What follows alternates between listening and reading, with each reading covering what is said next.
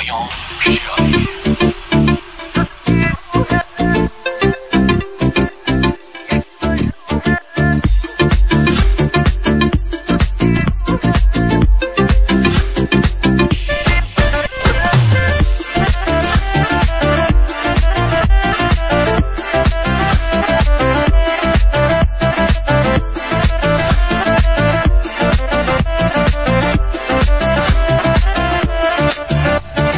عشق میتونه ساده باشه مثل تو عاشقونه، اتفاق بیفته با مثل چشمات واسه من زندگی باشه.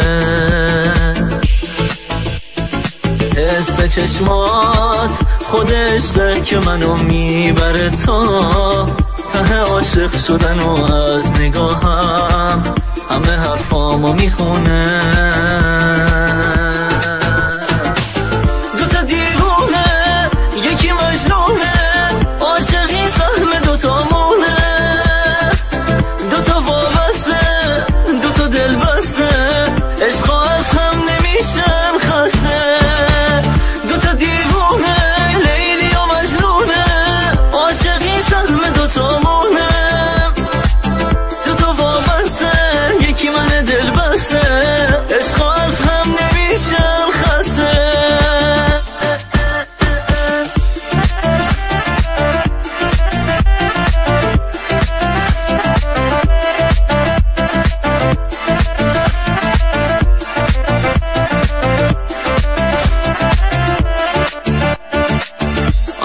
یه حس ساده است، لب چشمات فوق‌العاده است، وقتی نزدیکمی بدجور ریتم قلبم بی اراده است. عشق تو یه عشق ساده است، لب چشمات فوق‌العاده است، وقتی نزدیکمی بدجور ریتم قلبم بی اراده است.